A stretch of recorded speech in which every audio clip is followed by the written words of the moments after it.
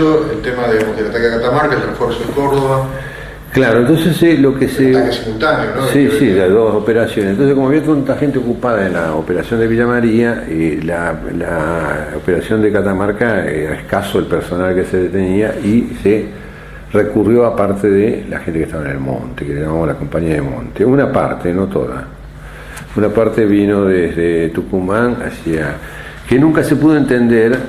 Yo me recuerdo que los cubanos decían, pero ¿cómo ustedes utilizaron tropas rurales para una operación urbana? Bueno, no era exactamente eso, sino que se lo llevó ahí. Y la operación fracasó porque fundamentalmente porque yo diría por lo menos hasta ahora, porque es una de las operaciones que menos se han investigado. ¿Viste? Porque Azul hubo investigadores, pero me refiero fuera de la gente del PRT, ¿no? Fracasó aparentemente por casualidad, es decir, porque fue detectado un movimiento raro por la gente ahí, lo denunciaron, bueno, y se alertaron los militares y además el grupo, sorprendido el grupo, perdió el control y se dividió en dos grupos, y una parte se retiró, pero una parte, que es un número grande, se retiró mal y lo acorralaron en un lugar que creo que se llama la capilla, no sé, una cosa así, y agotaron las municiones y el ejército los fusiló. Eran creo 16, parece que eran 16, sí. O sea, lo que quedó ahí claro es que el ejército no tomó un solo prisionero, sino que los fusiló, es decir, los capturaron y los fusilaron ahí mismo. Silvio Frondizi fue el que hizo esta denuncia pública, estas cosas le costaron incluso la vida. Entonces esto trajo el otro aspecto que estamos hablando recién. Cuando se fusilaron estos guerrilleros así, en la dirección del PRT se planteó que el ejército había optado por un método de no tomar prisioneros y que la única manera de hacerlos cambiar de idea o cambiar ese método era pagarle con la misma moneda. ¿Realmente creían que pagando con la misma moneda iba a cambiar la actitud? Creo que sí, que era cuestión de demostración de fuerza. Sí. Lo que pasa es que me parece que además de lo que puedo pensar ahora es otra historia, ¿no? Pero en todo caso pagar con la misma moneda hubiera sido y con nuestra ética hubiera sido porque la cuestión fue 16 por 16. No fue para todos, sino ejecutar 16 altos oficiales de las Fuerzas Armadas. Ahora, altos oficiales, después vimos, años después mirando esto, vimos, pero bueno, altos oficiales que son, alto oficial también un médico, un ingeniero, decía, los ingenieros, los médicos son todos altos oficiales. Y no puede ser así, fue así. Realmente todos los equipos militares del PRT tuvieron la instrucción de buscar un alto oficial para ejecutar, porque tampoco lo podés encontrar en todas las esquinas. Y más o menos distribuirlos en las regionales que teníamos, Rosario, 2, 4, así. ¿Y qué hacía? El equipo desesperado cuando encontraba un alto oficial ideal, que tenía que ser un hombre de tropa, que se ejecutaron algunos que eran, creo que uno de sanidad, por ejemplo, ¿no? Que se demostró absolutamente,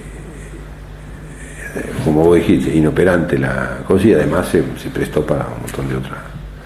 Y en el medio de esto que ocurre el asesinato del capitán Viola. Claro, justamente, ahí está. En el medio, justamente, Viola era un alto oficial que se lo ejecutaba por esa razón. O sea, en primer lugar consideraban un capitán un alto oficial. Claro, entonces realmente un capitán no era un alto oficial. Y segundo, que se operó a pesar de la niña, ¿no? Se operó, pero esto además es así, digamos, fue así, no fue que fue solo un descuido. Estaba la niña, se operó igual. A raíz de eso fue cuando el grupo político se reunió. Santucho ese día estaba realmente enojadísimo, dice, no es posible semejante cosa, y se decidió suspender las ejecuciones como manera de perdón, digamos. Se planteó en homenaje a una inocente, etcétera. Pero es también la consecuencia de una medida demasiado general, digamos, no. ¿Y cómo se actuó disciplinariamente con los combatientes que los combatientes se lo sancionó, se le dio una sanción. Y lo que pasa es que las antiguas sanciones nuestras eran muy livianas en el BAS, es decir, los compañeros perdieron graduación y perdieron derechos de militante durante un tiempo, no me acuerdo cuánto fue, 1 año, 2 años, eran las sanciones que tenían, muchas más que esas no tenían. No fusilaban a un compañero por esas razones. Imposible, digamos, pena de muerte no teníamos interna, salvo las cuestiones de traidores, y traidores en el sentido de infiltrados conscientes, porque tampoco un compañero... Ya vamos a hablar de eso. ¿No? Ya vamos a tener que hablar de eso. Mientras tanto, bueno, el operativo Independencia, Vila y Bussi continúa y aparece, o ustedes empiezan a dar noticias de un nuevo tipo de represión, no solamente un nuevo tipo de enfrentamiento militar, sino un nuevo tipo de represión, ¿no? De secuestro, de torturas. Sí, pero eso aparece como AAA. Es decir, hay 2 tiempos bien marcados, ¿no es cierto? Cuando aparece el secuestro, el mecanismo, aparece como AAA, es decir, como... Se está refiriendo a Buenos Aires. Sí, en general, en las zonas urbanas. Y porque en Tucumán lo que la represión es abierta, digamos, del ejército. El ejército reprime abiertamente, Vila reprime abiertamente. Bueno, también secuestra gente, pero no son equipos de tarea ocultos, es la tropa que recluta, detiene, tortura. Y bueno, esa es la clásica, seguía siendo la clásica. La que aparece en el resto es distinta, o bueno, es los secuestros o las voladuras que hizo la AAA, que hasta determinado momento era la AAA, y hay un momento, creo que es en 75, ¿verdad?, en donde nosotros mismos denunciamos la AAA son las Fuerzas Armadas. O sea, hasta que cae López Rega, o hasta un poquito antes que cae López Rega, que aparece el Comando Liberador de América, una serie de cosas. Y nosotros lo de la AAA lo subestimamos totalmente. Tiene que ver un poco con el chiste que me hiciste cuando nos mandaron a la Federal, ¿no? Es decir, no, la AAA no es gente que nosotros... Eso tiene que ser derrotado políticamente. Nosotros trabajamos para el ejército. Me da risa porque un poco era así, de alguna manera. Y paralelamente con esta cuestión, digamos, hay todo un proceso político-económico de deterioro, digamos, que tiene que ver justamente con el gobierno de Isabel, la inestabilidad política, la inestabilidad económica, el Rodrigazo, devaluación, inflación, sucesivos equipos económicos. ¿Cómo toma esto al PRT en cuanto a incorporación de militantes o reflujo de militantes, en cuanto a la idea de intensificar las operaciones en el monte, o inclusive, bueno, progresivamente a volver a la ciudad, ¿no?, a la preparación de Monte Chingolo, como este proceso, digamos, del año 1975 sobre todo? Mira, eso es asombroso, porque si uno, ahí sí pueden servir las cosas de Di Santi. Si uno lee las resoluciones que toma el Comité Central en el 74, después en septiembre, octubre del 74, calentito incluso con la cuestión de Catamarca, ahí es notable como en ese análisis se plantea que el año 75 va a ser un año de gran auge del movimiento obrero y del movimiento de masa. No sé por qué, de dónde sacábamos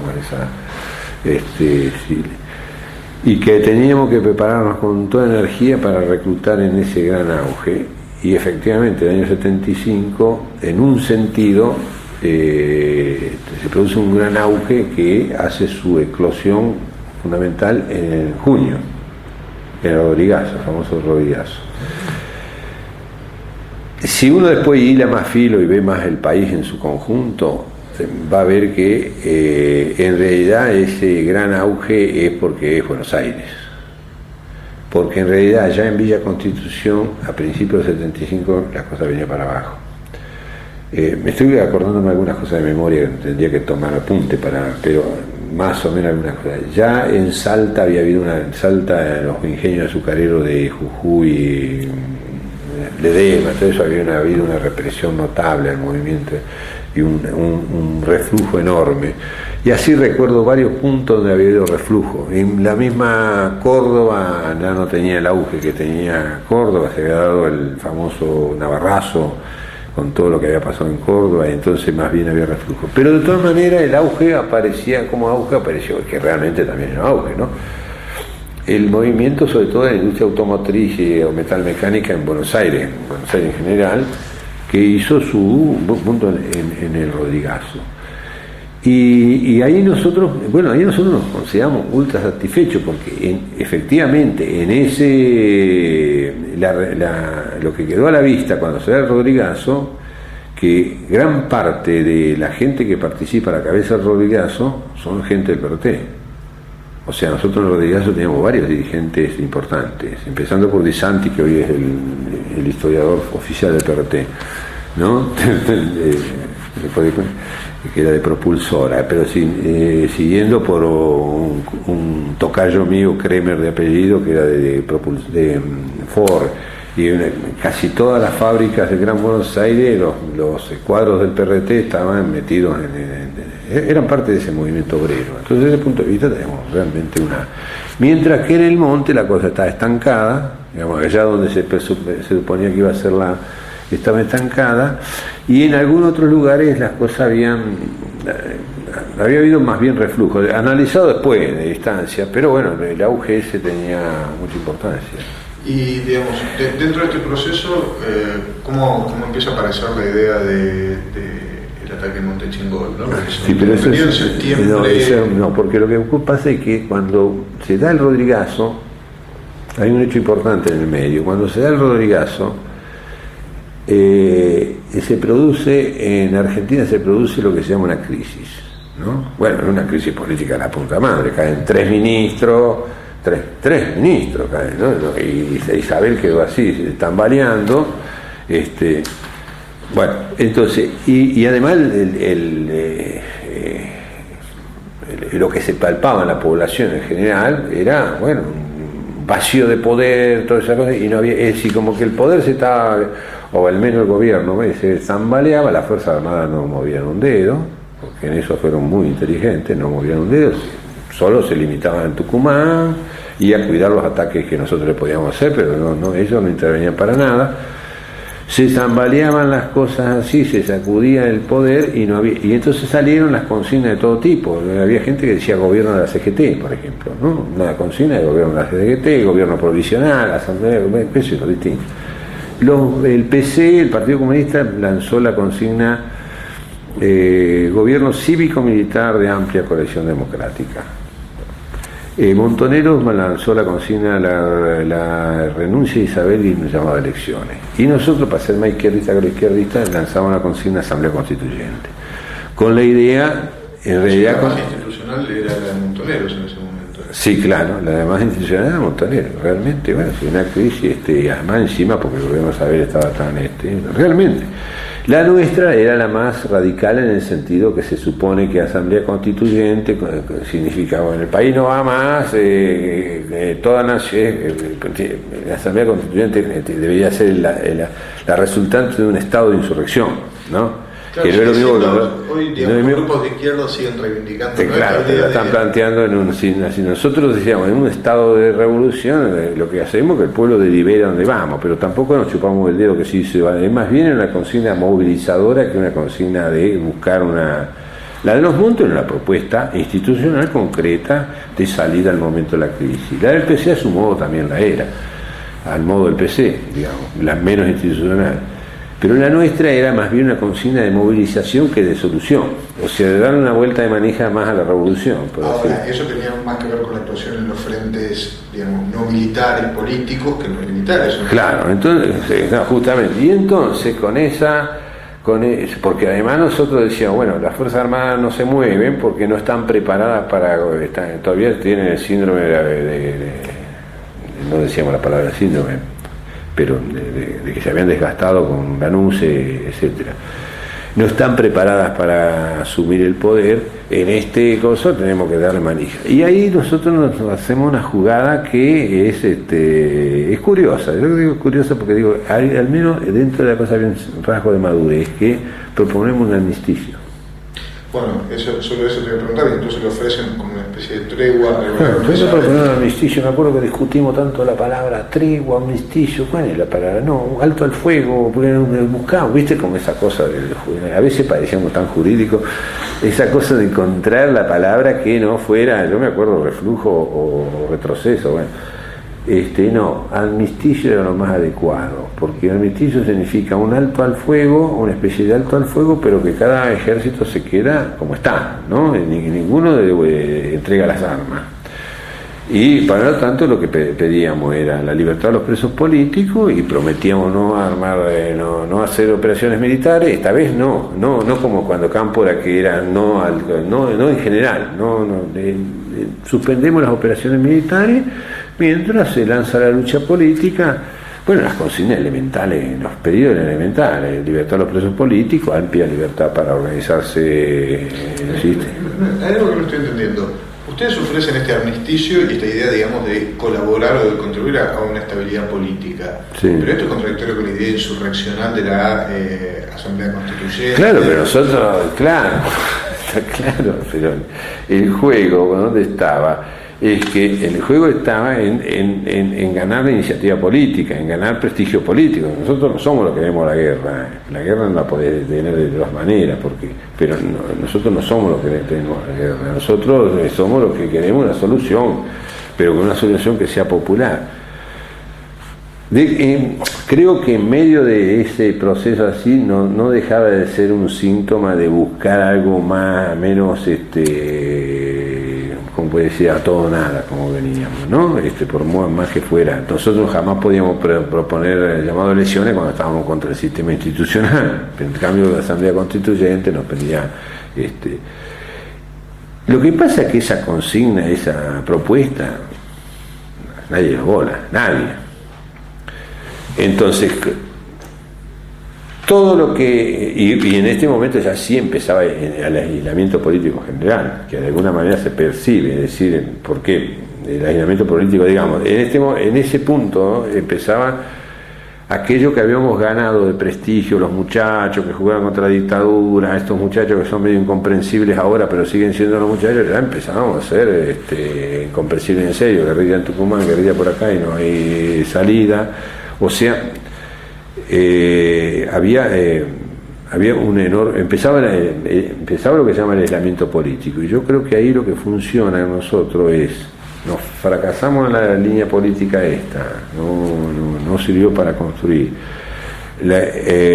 por lo tanto se refuerza el prestigio o la posibilidad de las Fuerzas Armadas o de una salida, porque además ya lo del golpe a esta altura era medio cantado, ya no éramos nosotros, todo el mundo cantaba el golpe. Acordate que estuvo el golpe de Capellini en el medio, no intento, ya se ponía fecha al golpe de Estado. Entonces, en ese contexto se concibe Montechingolo. Bueno, entonces tenemos que el golpe de Estado el golpe de Estado está, otra vez aparece la posibilidad de golpe. Ya no lo podemos parar de esta manera que quisimos, no lo podemos parar. Porque en todo caso nosotros pararlo significaba prolongar el tiempo, siempre en ese juego de quién llega primero. Por eso no dejaba de haber un interés en que el golpe efectivamente viniera para producir esta situación de enfrentamiento entre las masas. Claro, pero sí, esto podía tener una lectura debajo del discurso consciente, por supuesto, aunque en el discurso consciente nunca estuvo. Porque en realidad, cuando nosotros conseguimos Montechingolo, por lo menos conscientemente, ¿cómo se dice? La formulación es, bueno, si le hacemos una muy buena operación militar, donde nos llevamos toneladas de armamento que no tenemos en el monte, porque como no hubo combate en el monte, no se le puede quitar las armas al enemigo, para preparar mejor la expansión de la guerra rural, y además les damos un desprestigio que no pueden controlar el país, esto retrasa el golpe. No es que lo evita, pero lo retrasa y nos da más tiempo de preparación. Ese fue el argumento consciente de Montechingolo. En algún sentido tiene punto en común con la Tablada, por supuesto, de lo que hablábamos hoy. Yo te puedo decir cuál es el punto no común, pero ese punto común. El punto no común es que si nosotros fracasábamos en Montechingolo sabíamos dónde nos retirábamos. En la Tablada no tenían dónde ir. O sea, si ven a México, no sé, me explico. Nosotros siempre teníamos, bueno, como quiera que sea, siempre teníamos un país donde nos retirábamos, porque éramos una estructura en un país, todo eso, y como fue efectivamente, mal que mal, ¿no? Lo que ocurre es que lo de Montechingolo fracasa. Entonces, casi diría que se invierte la cosa. Lo que iba a ser una prolongación y desprestigio se transforma en un prestigio. Ahora, cuando se plantea la idea, cuando se plantea la propuesta de la lleva Santucho, digamos en septiembre o octubre del año 74, sí, al buró, ¿verdad? La lleva al buró político. En ese momento, cuando se dice, bueno, Montechingolo, la cantidad de efectivos que están asentados ahí, ¿no? ¿Hay alguna discusión con respecto al riesgo que implica un regimiento en medio de la ciudad con una cantidad enorme de efectivos? La idea de que esto podía llegar a salir mal y que podía llegar a tener el efecto contrario al que se buscaba, ¿se discutió? Porque da la impresión de que las ideas de Santucho difícilmente eran cuestionadas. Eso es cierto lo que vos decís, que eran difíciles de cuestionar, era así, eran difíciles, eran una autoridad, una autoridad que es muy difícil de decidir porque era muy difícil de cuestionar una idea. De todas maneras, aquí hay dos momentos. En ese momento no se discutió, sino se pidió informe, digamos, se pidió que explicara bien cómo era el plan. Es decir, bueno, no los detalles del plan, pero sí en qué estaba avanzado. O sea, para ver si la idea, si era razonable en términos y en realidad se evaluó que estaba bien, porque en realidad la base en sí misma no era muy difícil. Tomar la base no era muy difícil, digamos, habida cuenta de la experiencia que teníamos, era una base mucho menos, más fácil de tomar que lo que fue Azul, por ejemplo, que la base de blindado, o lo que fue la propia Villa María. Es un arsenal, entonces un arsenal, bueno, tiene una defensa, pero no. Yo, por ejemplo, a mí me preocupaba más que nada lo operativo, no tanto como tomarlo, sino cómo sacar semejante cantidad de armamento, eran toneladas y toneladas. Bueno, ahí se me dijo, mira, los camiones están listos. Yo tenía la experiencia de haber construido los camiones, pero no sabía cuántos había, no sé. De haber construido los camiones para el operativo. No para pero para operativo parecido, camuflados y todo eso. ¿Iban a actuar con armas fabricadas por ustedes también? Sí. O sea, ya en ese momento tenían una fábrica de armas. Sí, pero en ese momento que estamos hablando, la teníamos, pero en ese momento había caído. O sea, la estábamos reconstruyendo. Entonces, es decir, nos preocupa, en todo caso, en la primera discusión lo que se discute sin mayor oposición, digamos, más bien es la factibilidad, cómo hacerlo. Ese cosa.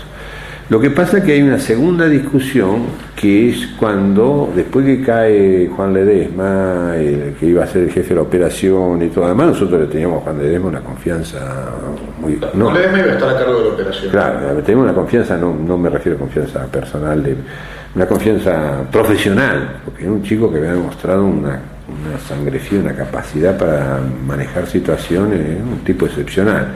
Entonces, bueno, era como, con ese jefe, una operación de ese tipo, ninguno de nosotros iba a dirigir la operación, ni tampoco Santucho. Entonces, ¿quién la dirige? Teníamos la experiencia de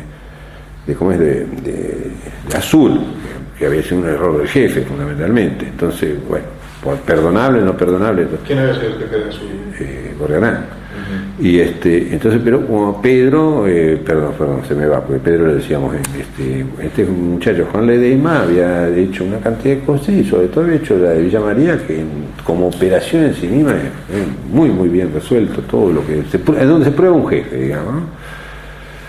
Así que en ese momento, la discusión fue después que cae preso, lo secuestran a Juan Ledesma y suponemos que puede estar detectada la operación. Entonces, donde Santucho insiste que se puede hacer de todas maneras. ¿Por qué? Y él insiste, primero porque se suponía que Juan Ledesma no iba a soltar palabra del Pero secreto. no había caído Juan Ledesma solo, ¿o sí? Sí, pero suponíamos que los cuadros que habían caído con él no hablaban, primero. Segundo, no hablábamos de infiltración. La infiltración era una cosa así, pero muy baja. ¿No era muy riesgoso pensar con tanta seguridad de que ninguno se iba a quebrar? Sí, yo estoy de acuerdo con vos, sobre todo a la luz de los hechos posteriores, ¿no? Incluso cuando nos decían esas cosas, gente que, bueno, eso ha sido una petulancia muy grande de parte nuestra, ¿no? Cuando gente que venía de experiencia, como la de los maquis franceses, te decían, no se puede confiar en eso. Cuando, bueno, había gente que nos decía que no se puede confiar en eso, y que, bueno, nosotros no escuchábamos. Y sí, más bien seguíamos la doctrina de libros como Reportaje de Pie del Patíbulo, ¿lo conocés?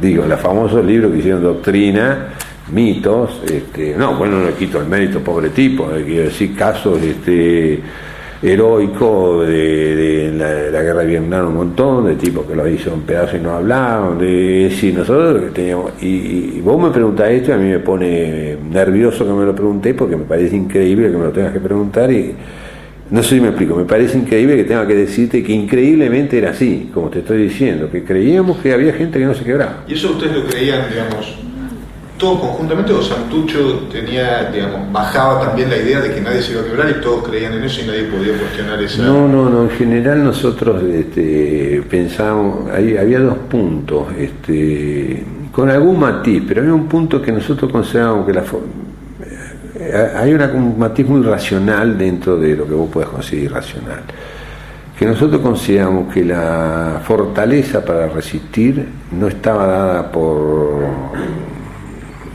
otra, bueno, no sé, por mayor resistencia física como por la ideología, lo ideológico, el convencimiento ideológico, lo que nosotros llamamos ideología, ¿no? Entonces, y a eso le agregas que nosotros consideramos mayor fortaleza ideológica a los cuadros. Entonces, estos eran cuadros, no podían cantar. Este razonamiento muy racionalista, en el peor sentido del racionalismo, eso sí funcionaba así en general. Después uno se empezó a asombrar, pero mucho después. Son las 8, vos sí.